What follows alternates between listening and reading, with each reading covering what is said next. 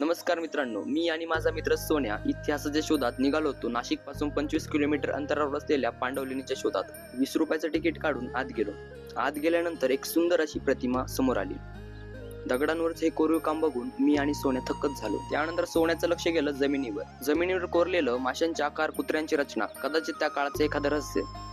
आणि मग समोर आली बुद्धांची अतिशय सुंदर आणि शांत ध्यानमुद्रेत असलेली मूर्ती.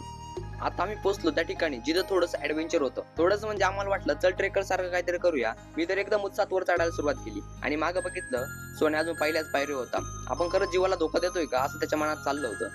शेवटी दोघेही वर पोहोचलो. असं वाटतंय कळसुबाई शिखरच पार केलंय. खाली उतरून पाण्यात पाय टाकले. म्हटलं थोडी विश्रांती करावा, तर बघतोय काय माशांनी तर स्पा सुरू केलं होतं.